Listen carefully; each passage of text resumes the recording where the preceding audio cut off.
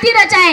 आजच्या कार्यक्रमाचे अध्यक्ष व उपाध्यक्ष व इथे जमलेल्या माझ्या सर्व गावकरी मंडळींनो व माझ्या बंधू आणि भगिनींनो, आज 14 एप्रिल म्हणजे भारताच्या इतिहासातील एक महामानव व्यक्ती भारतरत्न डॉक्टर बाबासाहेब आंबेडकर यांचा आज जन्मदिवस साजरा करण्यासाठी आपण येथे जमलो आहोत। मित्रांनो, पुजारी कोणाच्या हाताखाली आहे? मित्रांनो, पुजारी कोणाच्या हाताखाली आहे? पुजारी ट्रस्टीच्या हाताखाली आहे। ट्रस्टी कोणाच्या हाताखाली आहे? ट्रस्टी राज्य सरकारच्या हाताखाली आहे। राज्य सरकार कोणाच्या हाताखाली आहे? राज्य सरकार केंद्र सरकारच्या हाताखाली आहे। केंद्र सरकार कोणाच्या हाताखाली आहे? केंद्र सरकार राष्ट्रपतीच्या हाताखाली आहे। राष्ट्रपती कोणाच्या हाताखाली आहे? राष्ट्रपती संविधानाच्या हाताखाली आहे। संविधानाच्या हाताखाली आहे। निरखून पाहत्या मूर्तीला भारतरत्न डॉक्टर बाबासाहेब आंबेडकर यांच्या हातात संविधान आहे। सूरज की तो बात छोड़ो, चमकना उसका काम है। सूरज की तो बात छोड़ो, चमकना उसका काम है।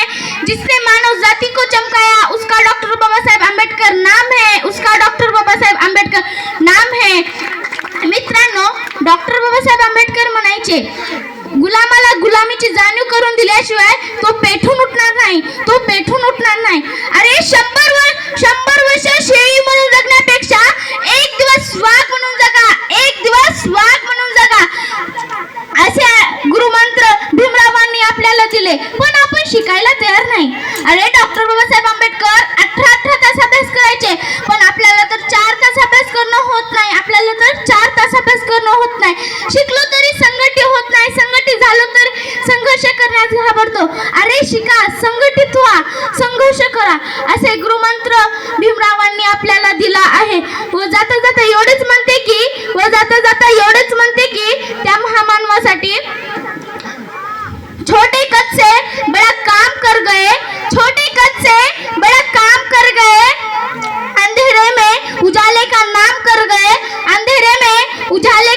कर गए।